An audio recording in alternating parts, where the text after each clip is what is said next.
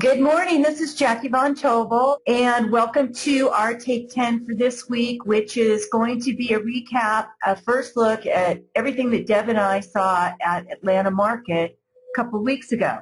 So, first look at Atlanta Summer Market 2014. We're going to talk about some of the overall trends that we saw, some of the hard surface, hard product trends, and how they translate into our soft trend market. Okay, the first one that we have is industrial chic, and this was really apparent at the Four Hands showroom. We saw some really great pieces of art and furniture that were really showcasing industrial objects or typical household objects that were deconstructed and broken down into their various pieces and parts. And I've seen this trend years ago, but I've never seen it in the art world, but I've never seen it translated into home decor. And it really was sort of this industrial chic application that I think is coming to the forefront.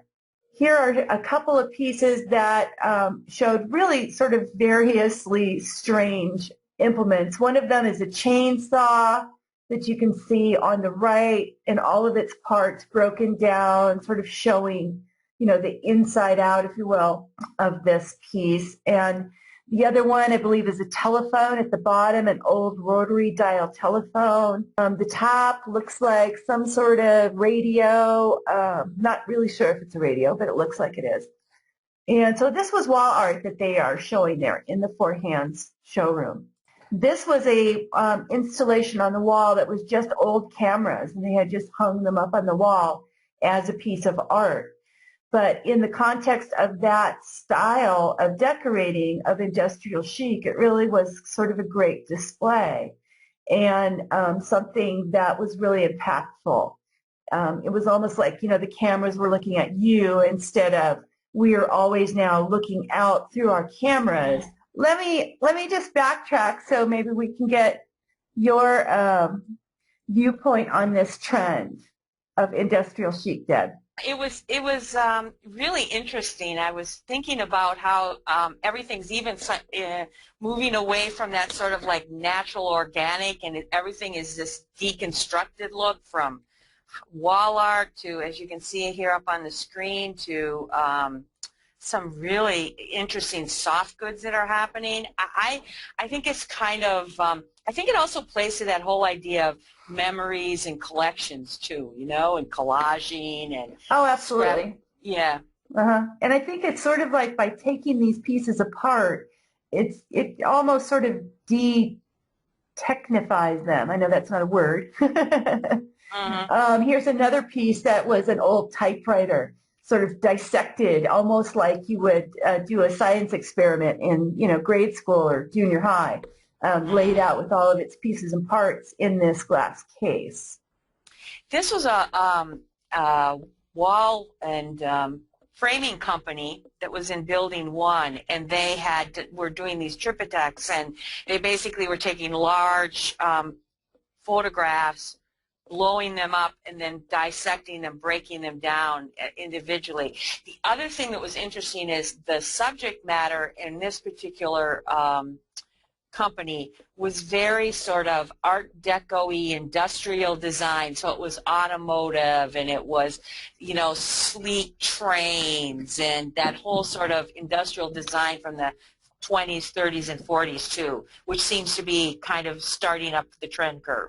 Yeah, definitely. And they had great giant shots of interiors of planes with their steering wheels, car steering wheels. Again, sort of that dissecting thing. And so what we saw then as sort of an extension of that trend was from Low Country Originals, these great daybed swing / you know, hanging couches, but with the great sort of industrial iron findings that are holding them up in chains. And you'll notice too, some of their lamps are made out of old pipe and things like that. And this is just another style, but again, you see those sort of kind of industrial pieces and parts that are being put together. We still wanted to sit on it. Oh yeah. people try it, even though it says please do not sit. But you know, that's how we roll. Okay. This is another vendor that then sort of is translating this style into upholstery. These, we were really taken aback by. It's something I have not seen. It's like car interior seats done as upholstery, and sort of that tuck and roll style. Right, and the price points on these were actually really wonderful, and again, it's like they were taking in some cases even deconstructing a bit of the things with fraying and all kinds of wonderful things. You'll see from the next couple shots some of the great upholstery that was out there. Yeah, and a lot of flannel, a lot of sort of menswear fabrics. This is another chair by the same company that had this great detail on the seat with just the loose yarns tufted into there instead of using a button. They really sort of were thinking out of the box as far as applying their fabrics and new ways, especially to use buttons and tufting in a different way. This chair as well, you know, we've seen the burlap style and everything, but I just found this one was very interesting, the way that they had sort of a sleek menswear fabric on the seat, but then with the exposed nail heads and that little 23 stencil on the back was great. And then the other one was sort of like the exposed welting and seam, so it's basically a French seam that was a reverse so that you were seeing it on the outside. And again, instead of cording on the seat, this was like a flange, which would basically be, or a French seam. So again, it was looking at different details and fabrication technique and then turning it into a design element. And one of the things about this trend that we saw too was that we've seen some of this stuff before in lines that do a lot of shabby chic, a lot of, you know, antique reproductions, and then burlap and things like that. But this was the first time that I have seen it using high-end, you know, sleek fabrics, a modern body style on the chair. So I thought that was very interesting, the way that that is now translating into a more mainstream look that's coming away from shabby chic. This is a table that they had upholstered the entire top of.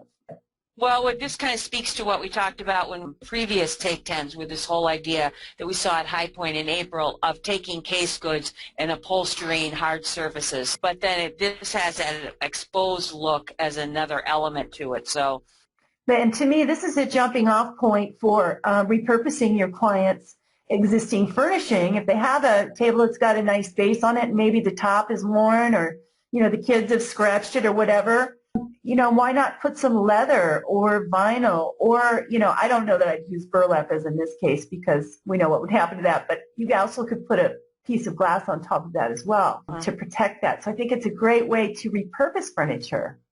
Oh, next step is applique and laser cutting. Boy, oh boy, we saw applique before, but now we're seeing it really taking on another dimension and laser cutting in lots of different vendors in soft goods. So as you can see, this was a linen pillow with a velvet applique. The applique, sort of the crust herald, was actually laser cut, because the thing that's great about laser cutting is you can do this really intricate work, and it's less expensive, and it heat seals the seams, so there's a million applications to it. Yeah, and applique and laser cutting really have become sort of synonymous with each other, because that's how they are now cutting all this stuff out. So that's why the price points are dropping as well, because it's not as labor intensive. So this is Callisto Home. This was faux leather that was cut into this integral pattern, and then beads used as detail, which were also, this was a great, we saw a lot of looks like this. And this is Emporio Home. The trend that we saw here was sort of tone-on-tone applique of the laser cut. This one at the top is leather or pleather. The one at the bottom is either leather or pleather. But I find it interesting that it's being used more as a textural device and a pattern device. It's not really the focal point of the whole design. This one is sort of a preview of a video that we are going to be sharing with you soon about a company called It's Oksana in Chicago. And this is custom laser cutting and applique using the laser on linen. And turns out with this great frayed look. More laser cutting at the top, and you'll notice that a lot of the pieces that we're seeing are free floating over the top of the piece. And so they're getting these very intricate designs, but it's almost like, again, this is tone on tone, but the shadow really becomes, the star of this design because you create this dimensional effect. This is another extension. We started out with a lot of graphic pattern that was all printed, fretworks, lattice, Moroccan, OGs like you're seeing in the upper left. Now where it's taken it is it's become dimensional and three-dimensional. It's not just printed goods anymore. Doing an iCot, a Suzanne, or any kind of fretwork in a pattern right now, printed, so we're so over that. Yeah, and then the pillow on the bottom right is an extension of what we had talked about. The trends in High Point was appliquing trim as the superstar. And so here's just a cool patterning that they've done with this very simple ribbon or trim or tape, and it creates really a fantastic looking pillow. This is Dransfield and Ross. You might know them more for their tabletop, which is how they started out with table linens. And since then, over the years, they've gone into pillows, but we really were blown away. They have a new collection using Sunbrella fabrics. And we were absolutely floored by the way that they chose to apply laser cutting to these fabrics. Because of the content of the fabric, the laser cutting is the perfect tool to do it because it heat seals all the edges, so you don't have to applique or seal the edges. The pillow at the top, again, that tone on tone where they're using light and shadow to create a pattern. But it's the alphabet, it's a money sign, an exclamation point. Really a great pillow with a sense of humor, again, using those tools to create the pattern. And then at the bottom is one of their placemats. I mean, that is very intricate, very lacy, and it's just simply flat goods that have been laser cut in that it could be like tree rings or a floral embellishment. Right. And they're also embellishing their napkins and things like that with little laser tags almost, if you will. Exactly. You'll see a lot in here, the next couple of shots. So this is the same sort of scenario, but it's done with metallic foil fabric. This is Mina Victory for Norasan rugs, which is also another trend that we're seeing where these rug companies and accent furniture companies and things are becoming more of lifestyle companies because they're starting to add other product categories to their offerings. So this was great, and I think the next couple of pictures are some really awesome laser cuts. Again, this is Dransfield and Ross. It's still sort of the tone on tone, and then you have the raw edge on the pillow next to it. Yep, still coming in, still in play. This we loved. For those of you that are workrooms, we love the idea of this. These were like laser cut tags, and then they were applied with the tag gun. I mean, we use that to hide in custom draperies, to hide little flares and things, and here they actually, again, took that technique and turned it into a decorative element. And imagine that pillow out on your, patio, and those little things are sort of flickering in the breeze. I think that is the mindset behind that they're making that an interactive element in that pillow. This was also some more laser cut placemats and an edge on the napkin with the beaded napkin ring. Again, lots of different companies showing us different looks. And this is John Dransfield, who is half of Dransfield and Ross. And look at this pillow that he's got in front of him. That's laser cut fringe. We saw a lot of that. You can see it on the bag in the background. A lot of fringe. So this is a company that's really thinking out of the box with laser cutting. These pillows just really kind of show that transition from laser cutting. This is laser cut velvet that is then appliqué, but just some of the different patterns and things that you can do with it. It's no longer what would be considered a traditional embellishment. It's come full circle, and it's very modern and very chic right now. Now we move on to beads. We saw so many beads and amazing application of beads that just staggers the mind. This is a completely beaded pillow. with all of these tiny, tiny little seed beads. I can't imagine the process. I hope it's a machine process. I hope it's not a person sitting there doing it all, but oh my gosh, is it gorgeous. It was gorgeous. We saw amazing stuff there and when it came to beads. This is a full bois done with beads on a velvet. Something you'll watch one of our up and coming Take 10s. We'll be talking about full bois, what it is, and how it's kind of coming back. Not that it ever went away, but it's there's a little bit of a resurgence again. We're seeing a lot of it. And again, this is that tone-on-tone application. This was Global Views, a lot of leathery beads juxtaposed again with these big open weaves. We were seeing a lot of big open weave fabrics. More Global Views. I mean, this is the Hollywood gowns basically turned into pillows to me, but they were using them almost as a neutral. Mm-hmm. Absolutely. This one I thought was really fascinating. You know, sometimes we get boxed into what we feel our products are appropriate for. And I am a big believer in wall decor for the soft design professional. There are so many different things that you can do. But this in particular, beautiful little beaded and applique pieces of linen that they framed and put in plexiglass frames. And they were really striking because they're three-dimensional. And that is such a trend right now. So I would encourage you guys to look into what services that you have that you can create stuff like this, because that would make a great product.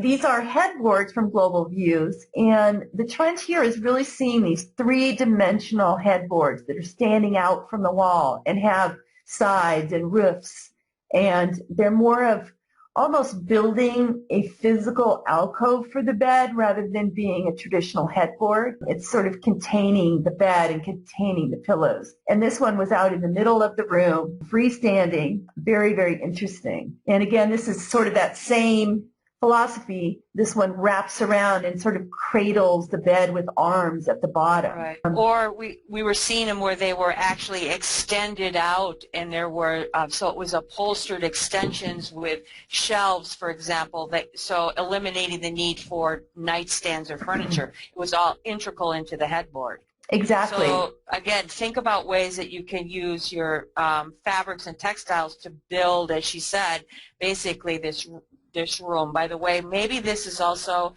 a little sneak peek of what's to come, and I'm wondering if we're not going to start seeing upholstered screens getting to be big in this whole sort of open floor plan and area. Well, and we saw at High Point, Mary McDonald had a lot of screens. A lot of people were debuting a lot of really nice upholstered screens. But yeah, like Deb said, this is it's creating a room out of nowhere, right?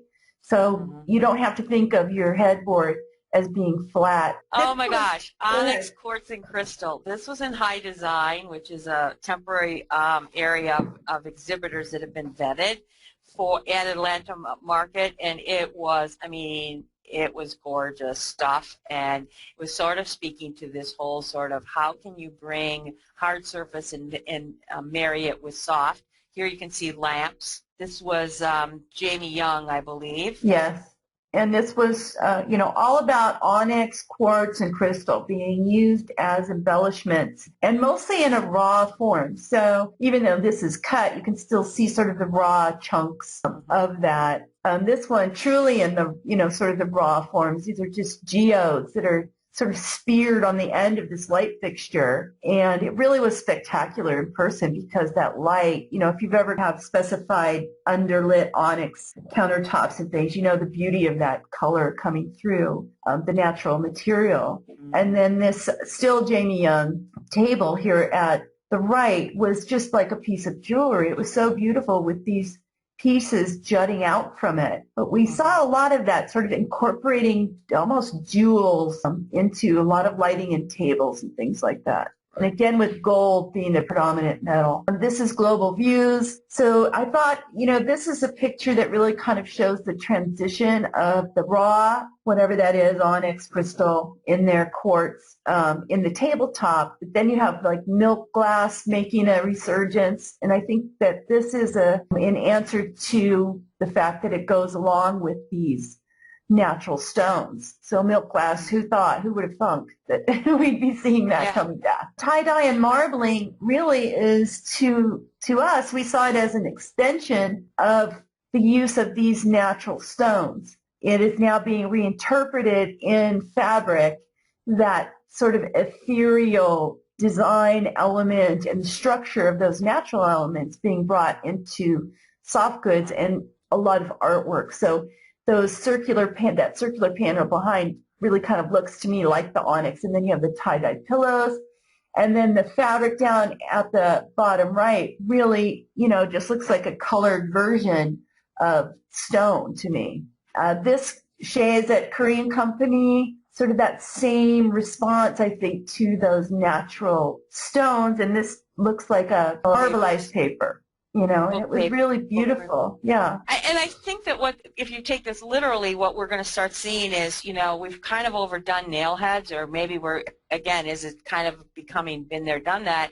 So are we going to start seeing stones and, that look as embellishment in place of nail heads on upholstery and soft goods? I'm looking to see that, somebody to take little pieces of agate and run that around a skirt bottom on a chair. Well, and our friend Bree, who has diamond head, does offer those but I don't think they're natural stones, but she does offer that. But my point to this is that we're seeing these natural surfaces being applied to soft furnishings. This was Design Legacy, and if you're not familiar with them, they really are a really forward-thinking company with some really great stuff. Just sort of thinking out of the box. This, again, with the tie-dyed sort of painterly pillows on that chaise lounge. Two things here besides what we're talking about with this trend is notice the greens. We saw this in more than one place. The green, the chartreusey greens are changing and becoming more bluer and clearer in hue. The split settee, we saw this sort of like split personality is what I'm calling it, where we were seeing furnitures and upholstery broken up into pieces so you could move it around. I think it's sort of a transition from all of the poofs and ottomans that now they're stacking and putting together. They're taking it one step further into actual upholstered goods. We saw all kinds of sofas and chairs that had been split up into 2s or 3s. Exactly, and I think that trend speaks to the fact that people want to move their furniture around and have different options, so you're not just stuck with a big giant sofa in the middle of your room. But Deb's right on about the color and navy. Everything had navy in it. So saddle stitching is another trend that we saw on a lot of different things, and these were tie-dyed pillows, which falls into the previous category. But we saw an awful lot of saddle stitching. I'm thinking it's because of that whole sort of Americana thing, which then, oh my God, does that mean we're going back to the Southwest look of the 80s? I know. That's what scares me when you see the saddle stitch. That is scary. And they're using it with hide. These cubes were hide. And this is our last slide. This is just a reference really to continue the talk that we had about upholstered furniture and upholstered accessories and things, thinking out of the box and ways to use your skills to create more product offerings for your client. And this company, Jamie Young, had a bunch of really great mirrors that were, it's basically you're cutting out a lambrequin, right, and putting a mirror in it and putting on your nail head. So I think it's a great looking piece. I think you could use that to really coordinate well in the room. And it's just another way for you as a soft professional to expand your product offering. Well, guys, thanks so much for joining us. Well, thanks, everybody. Bye-bye.